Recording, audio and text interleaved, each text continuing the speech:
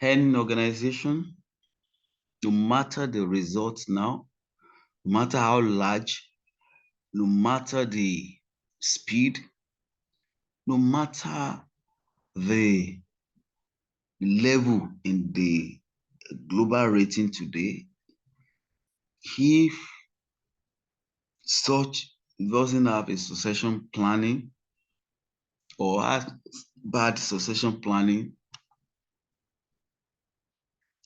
it's of no use. It has no future. It's dead in future. Because there's so many companies that we've known in Africa that were great, were big, but there are no more today because of this a succession planning issue, because of lack of succession planning.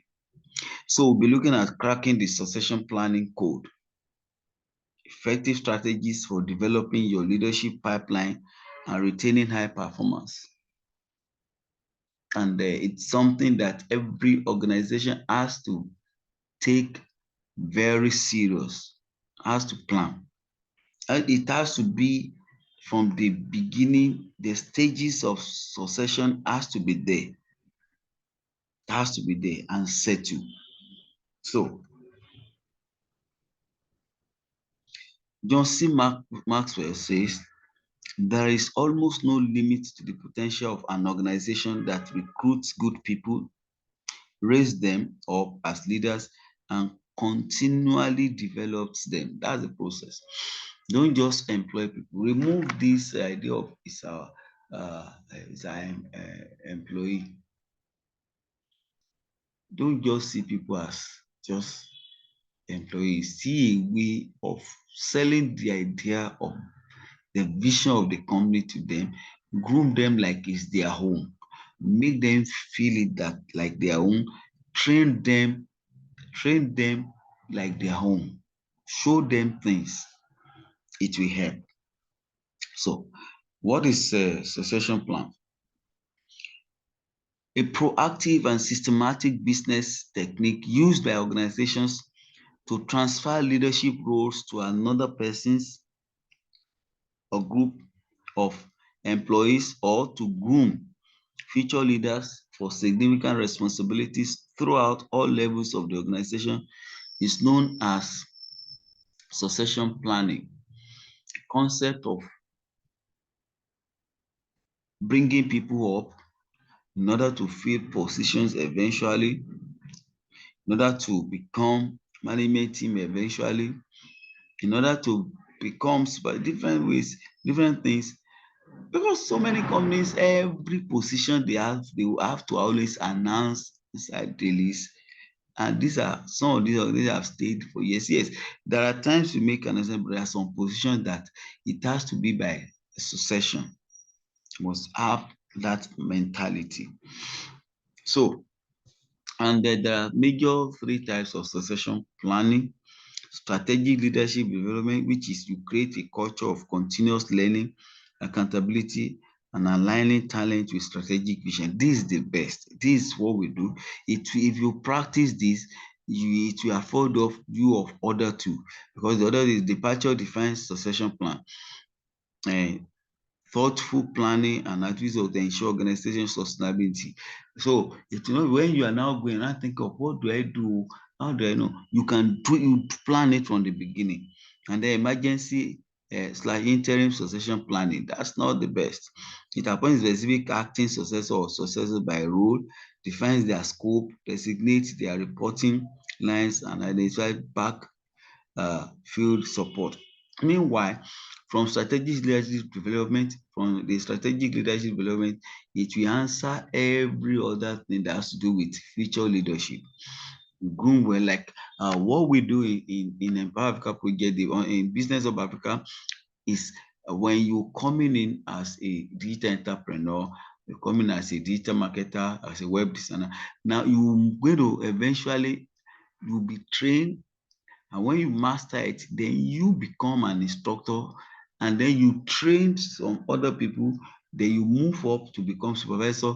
The people you train become the regular digital marketers, like that. So, and then you move up, they move in, they too will train their another set, and like that, we we're good. We're good. So, main objective of succession planning.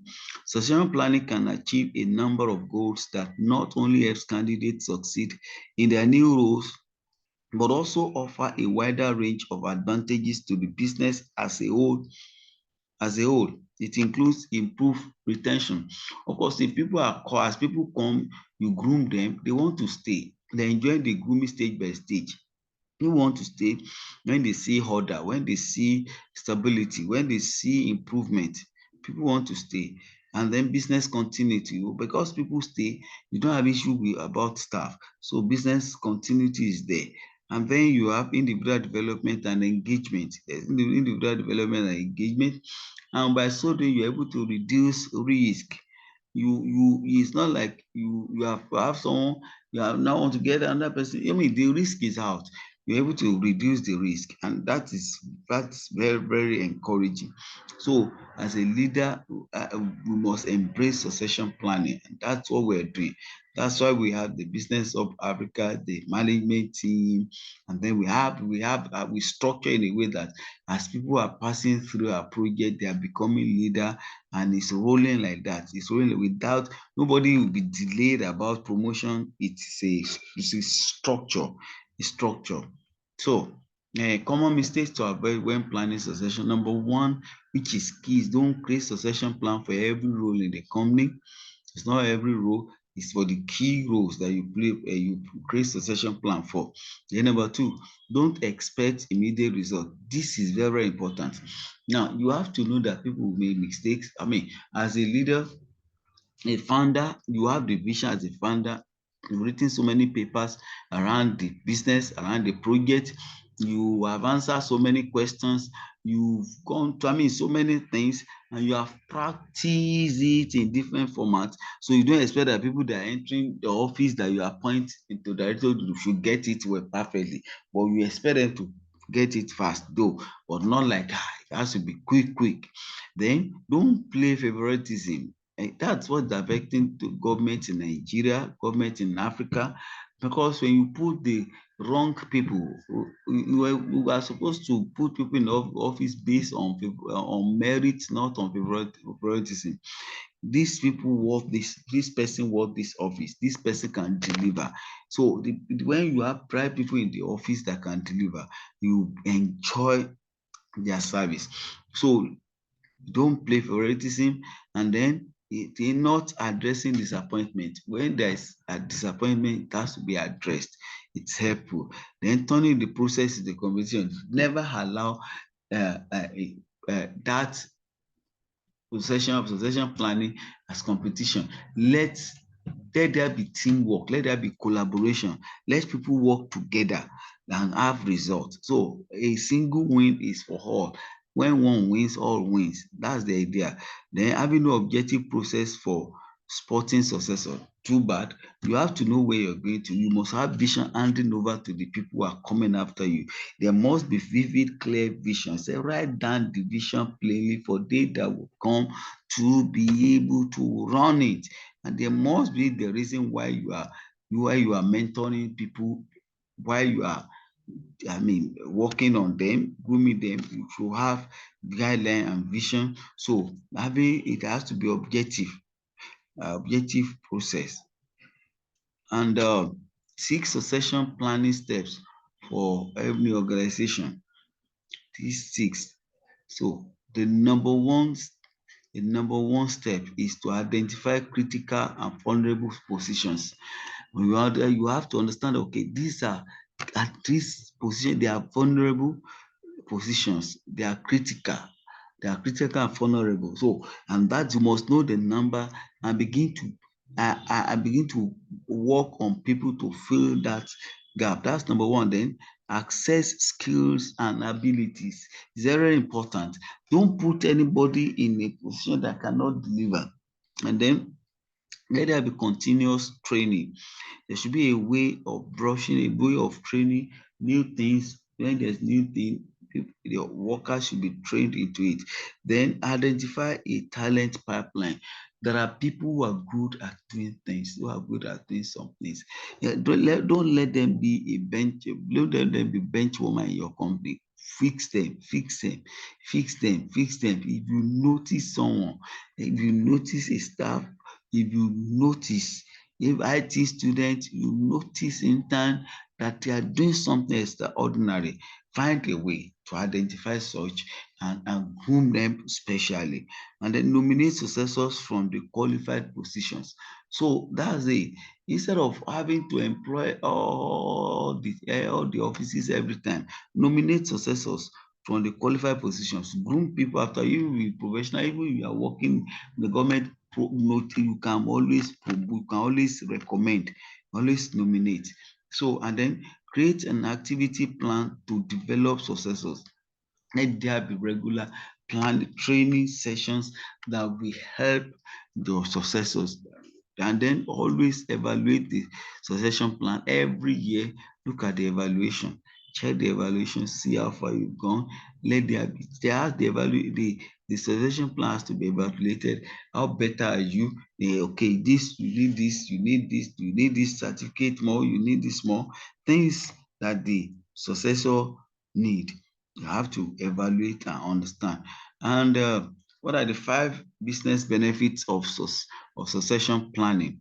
Number one is that it disaster proofs your business, because so it's planned, so it's good, and you know that if this person is leaving office, this person is taking over, and then you can reduce the risk of having to be looking for worker. So it disaster proofs your business, and then it helps you to identify your most promising future leaders, because you don't you are your eyes will not help you looking at them. You are gauging, you monitor, so you know those guys that can hand over to this one can perform. And then it creates a structure for training and development, and I've said that. So you can be able to always train and be able to more people to be coming in, more training over stage by stage.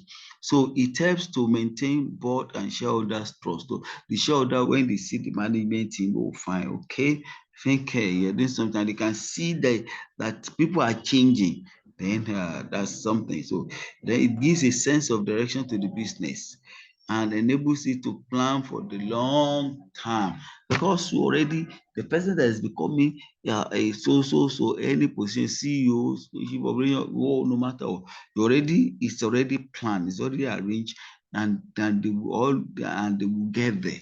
So that's help for sense of direction. And then it gives a stronger company culture. Stronger company culture, when you have someone with you in a 1 month, 2 months, 3 months, they know the slogans, they know the vision, they know the strength, they know so many things, and they know how to say it in different places. So and that is why, and this is the reason why we're considering where we have to consider succession plans, and why we are working collaboratively. We must let people explore gifts and talent in them, the professionalism in them. There should be room for people to make mistakes and correct, and with love correct and amend and get better. Everybody in a company needs to get better. We need to get better. And then I always tell people, and I'm saying it again, don't stop at what the paper. Do your research, learn more, make yourself better day by day, make yourself better day by day, have more results, be I mean be resourceful, always get into deep of things, especially of information. It's going to this all this will make get us better. So succession planning gives any organization a great future, a great future. They even at the demise of the founder, they can be rest assured that the company is running. Even if anything, no matter what happens, God forbid, the business is running, is on its own, is moving. And that is why we have to take this very, very serious. Thank you.